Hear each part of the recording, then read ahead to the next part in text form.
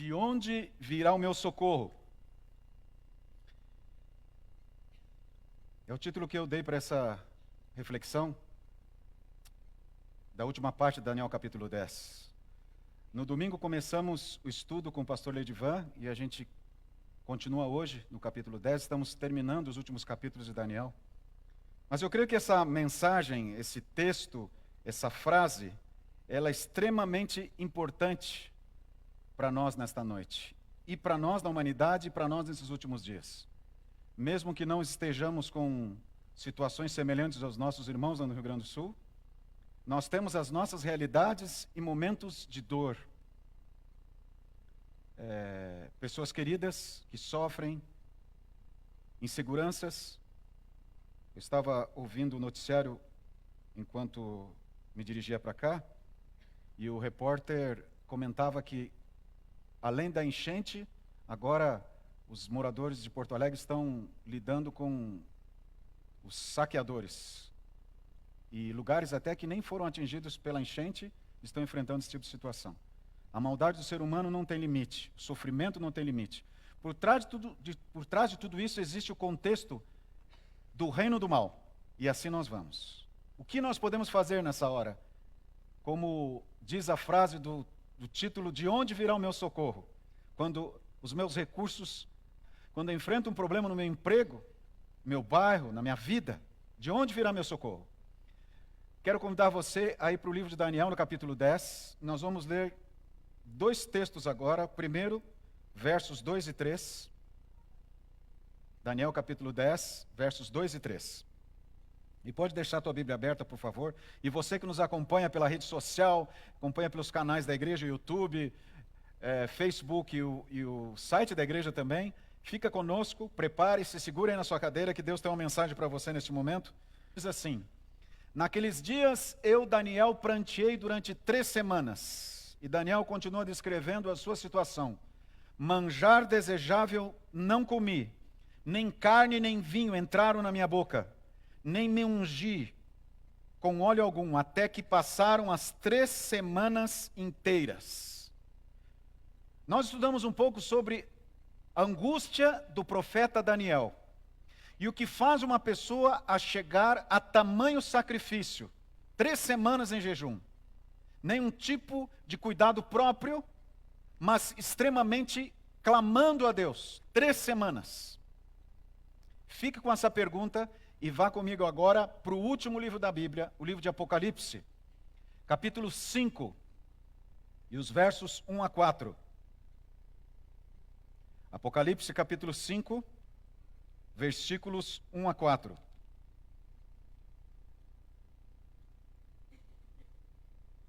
O texto inspirado diz assim: vi na mão direita daquele que estê-los.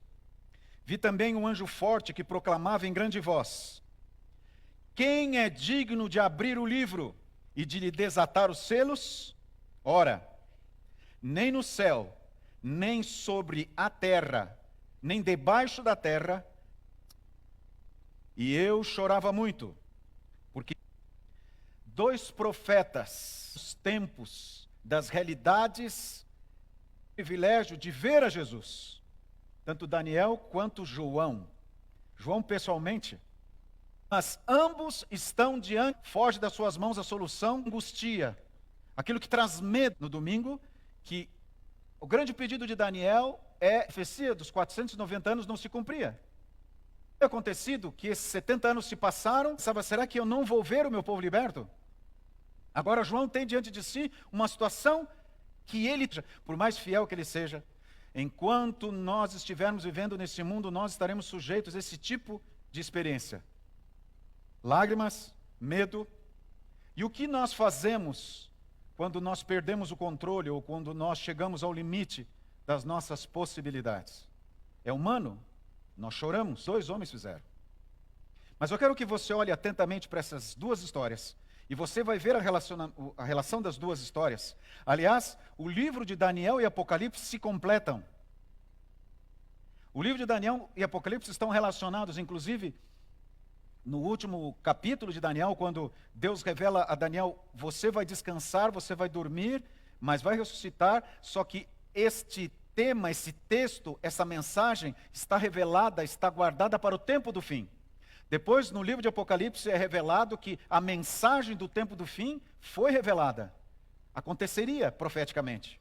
Já estava decretado por isso.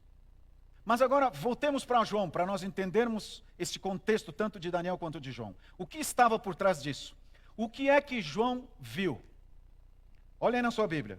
O que ele tinha? Algo nas mãos. O que ele tinha? Um livro, é lógico, naquele tempo não, um documento. Mas há uma característica, ele diz que esse rolo está e não vê a profecia se cumprindo, a libertação do seu povo, a volta para Jerusalém, e se vê impossibilitado de resolver ou de entender. João também vê uma situação que ele não consegue resolver. E nós precisamos entender o contexto. Por que João está preocupado? Não era um rolo com selo comum. Quantos selos aqui? E eu estou querendo que você interaja comigo para nós entendermos a grande mensagem da palavra de João para nós aqui. Os documentos, naquela época, eles eram selados como uma forma de garantia de sigilo. O selo intacto era um sinal de que ninguém havia lido o documento, a não ser o destinatário. Agora, você percebe que aqui João dá uma descrição. Esse documento, esse rolo, ele era escrito aonde? Por dentro e por fora. Mas como assim? Por que por dentro e por fora?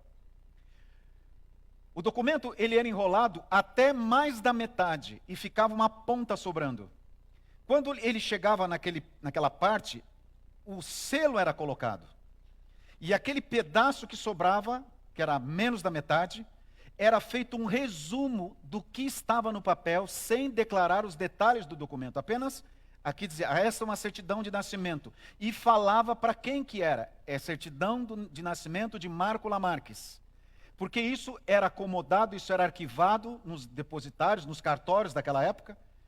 E para que não houvesse nenhum perigo de alguém ter que abrir o documento, quebrar o selo, romper o selo, para descobrir o que estava dentro, nessa borda ficava a declaração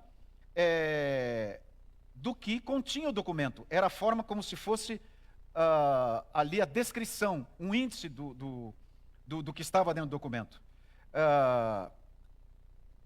Dessa maneira, havia a possibilidade de identificar o destinatário e o contexto do documento sem entendermos esse contexto e o contexto de Daniel capítulo 10. Geralmente os documentos tinham, era uma cera, claro, ainda do filho pródigo,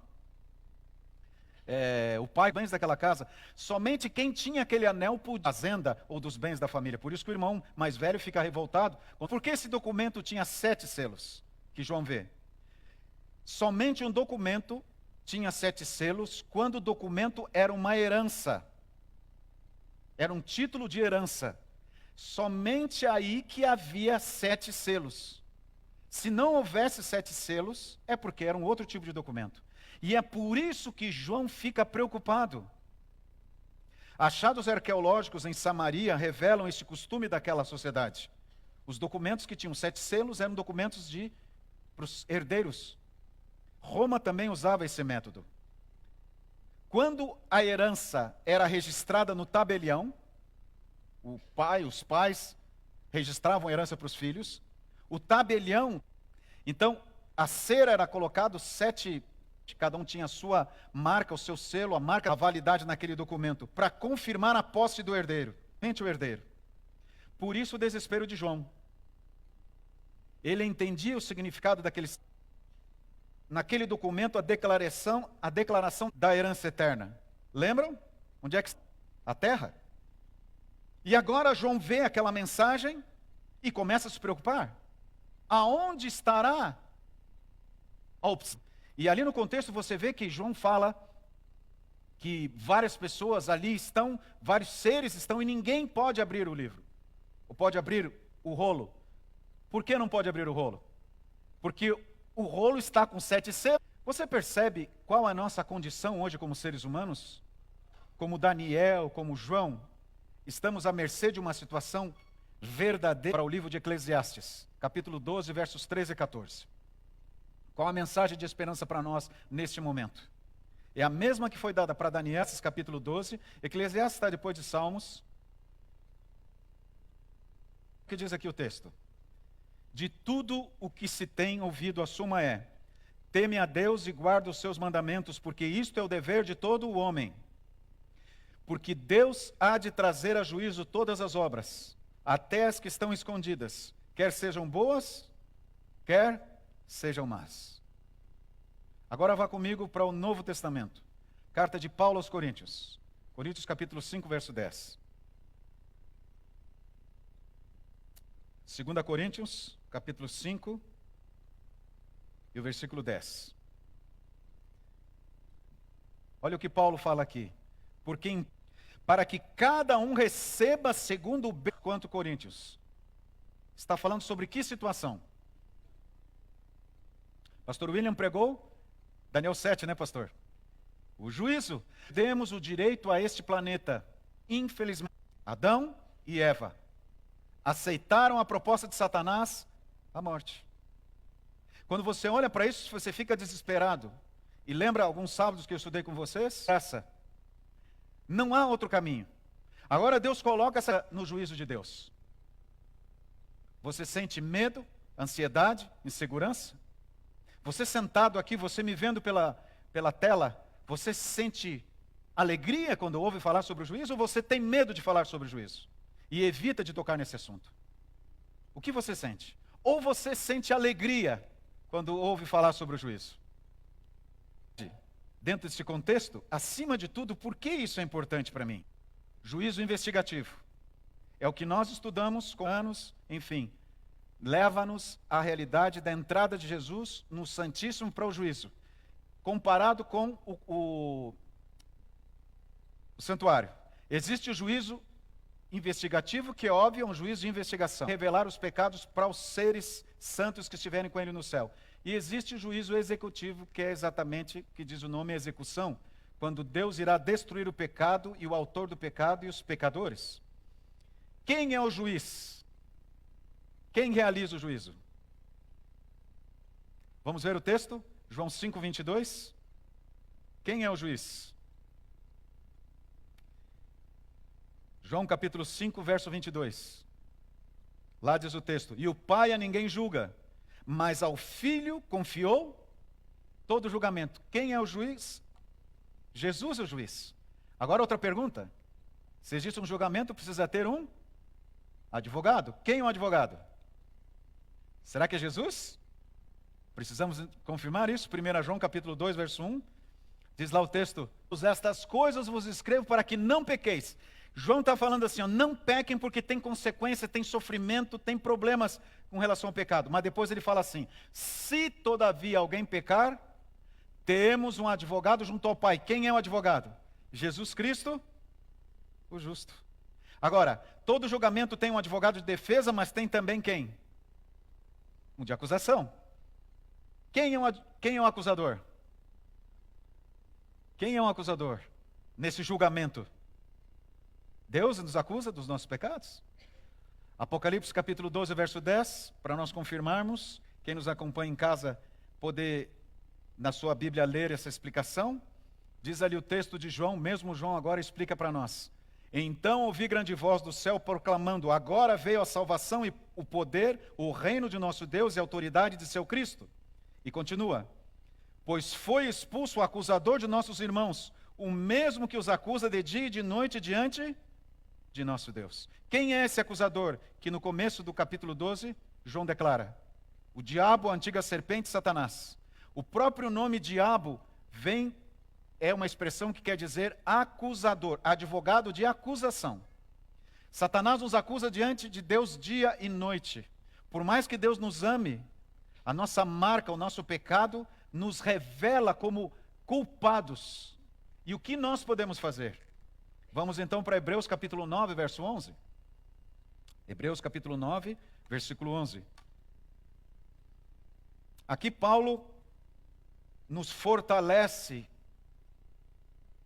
nós que como João e como Daniel estamos angustiados diante de uma situação praticamente insolúvel, sem esperança. Paulo diz assim: porque Cristo não entrou em santuário feito por mãos, figura do verdadeiro, porém no mesmo céu, para fazer o quê? Para comparecer agora por nós diante de Deus. E no verso 40 do capítulo 25 ele diz: façam conforme o mesmo santuário que agora Jesus está.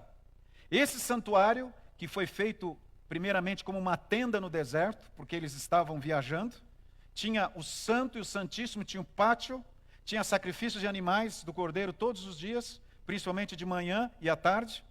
Esse mesmo santuário, ele é o modelo do santuário do céu. Só que agora Paulo diz que Jesus está nesse santuário, está intercedendo por nós.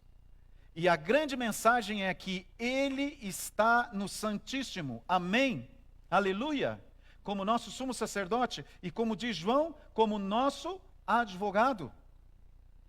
Eu sou culpado do pecado? Sim ou não, igreja? Sim, eu sou responsável. E a minha situação não tem esperança em mim, em Marco não tem. Por maiores obras que eu faço, por maior que eu tenta me considerar justo, Satanás pode me acusar e tirar o direito meu, porque eu entreguei nas mãos do inimigo. E agora, o que acontece conosco? Jesus está intercedendo por nós. E diante de uma luta, diante de uma incapacidade humana, diante de uma limitação humana, para vencer os problemas, a quem eu devo recorrer? Vamos voltar para Daniel capítulo 10, agora verso 13. Olha que coisa tremenda que Daniel entendeu e João também entendeu. E eu e você precisamos viver essa certeza hoje e sempre. Daniel capítulo 10, verso 13. Me resistiu por 21 dias, porém Miguel, um dos primeiros príncipes, veio para ajudar-me e o que aconteceu? E eu obtive vitória. Vitória contra quem, gente? Satanás se colocou diante do anjo enviado por Deus. Uma batalha, uma guerra, uma luta que está acima da nossa compreensão. E não pensa que é uma coisa bonita de se ver. Ellen White, comentando a respeito dos conflitos entre os anjos, ela disse que são semelhantes a batalhas que acontecem aqui neste mundo. Conflitos de poderes acima da nossa capacidade. Mas esse anjo enviado por Deus não conseguiu passar. Daniel orou, um dia, 2, 3, e não tinha resposta.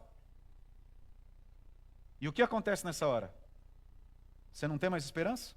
Você tem orado para Deus, tem clamado para Deus, você se acha limitado diante de um problema, de um desafio da sua vida, dos seus pecados?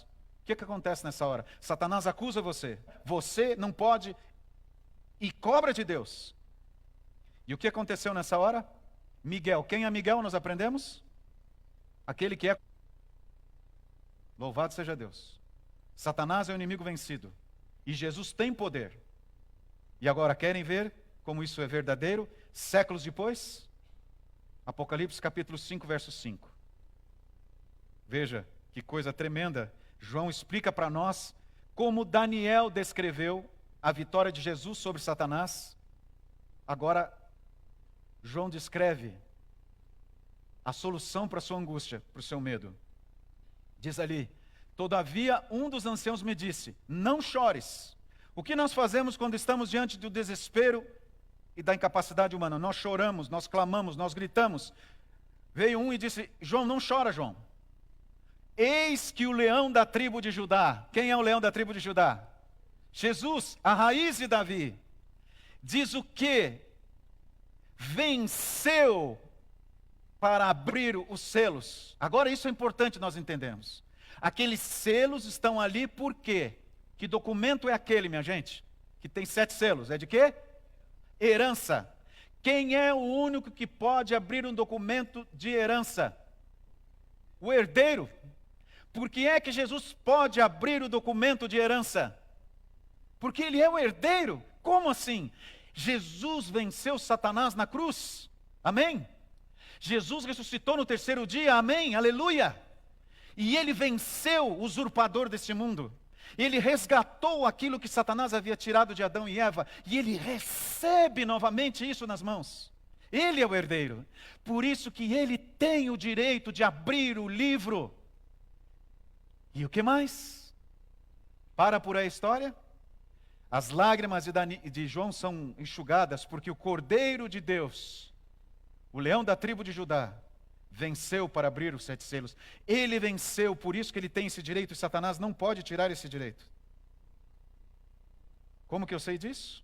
O último texto dessa noite, Romanos capítulo 8, verso 1. Eu tenho um intercessor que está no céu lutando por mim neste momento. O Cordeiro de Deus. Eu não estou sozinho. A minha impossibilidade, a minha limitação, as marcas do pecado que eu carrego e são usadas por Satanás contra mim, podem ser cobertas pelo manto de justiça de Cristo. Amém? E esse texto diz o que para nós?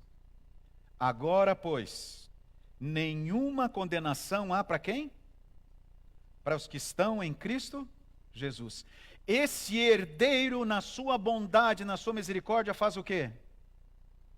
Ele oferece para mim a sua herança.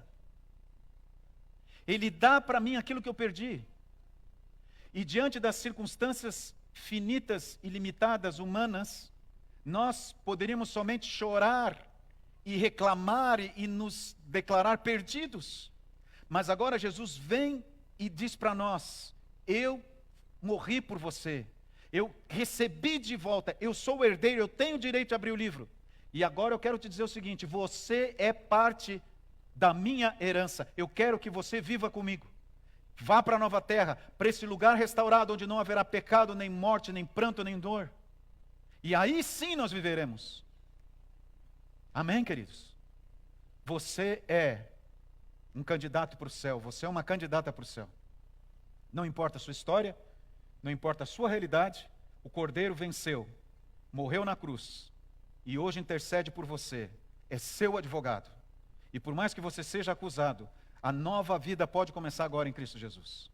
Daniel entendeu isso aquele dia quando ele chorou e pranteou durante 3 semanas. E quando ele viu Miguel lutando por ele. Se for preciso, queridos, nesta noite, Miguel lutará por você. De onde virá o meu socorro? Do meu Senhor, do Cordeiro. E o Cordeiro já preparou um lugar para você. Só vai se perder quem quiser se perder. Só vai perder a salvação quem decidir perder a salvação. Porque o maior sacrifício Jesus já fez. E Satanás não pode te tirar daí. Se Satanás tem tentado você, acusado você de que você é um caso perdido, que você não tem esperança, em nome de Jesus eu quero te dizer, não acredite nisso. Neste momento que você assiste esse vídeo, o Espírito Santo está trabalhando no teu coração. Acredite, uma nova vida pode começar. Os pecados podem ser limpos. E aquilo que você nunca viu e nunca ouviu é o que Deus tem preparado para você. Não importa a sua história, não importa o seu passado. As boas novas é que o Cordeiro morreu por você. E Ele te dá hoje a nova vida. Pensa nisso, enquanto você ouve essa música.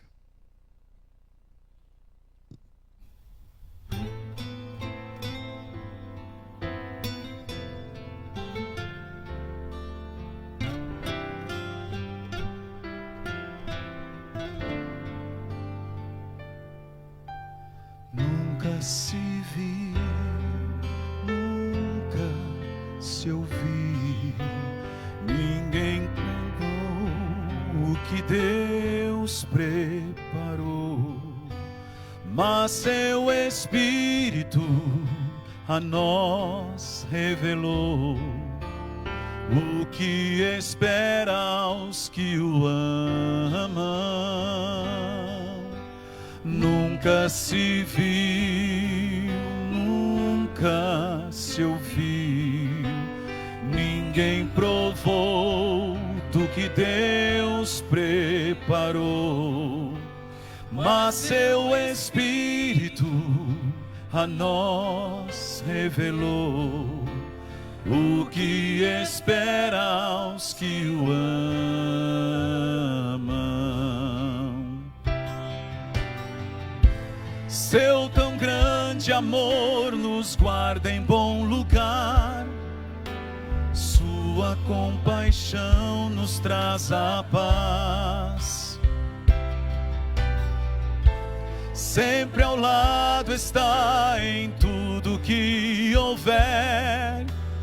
Como compreender o mistério deste amor? Nunca mudou, nunca falhou. É o mesmo Deus, é o mesmo Senhor. A todo instante sua graça mostrou, o que espera aos que o amam. Não esqueça, seu tão grande amor nos guarda em bom lugar, sua compaixão nos traz a paz. Sempre ao lado está em tudo que houver.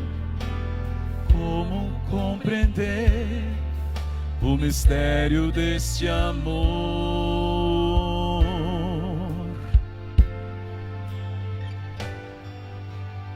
Tu és fiel, Senhor, ó Deus eterno.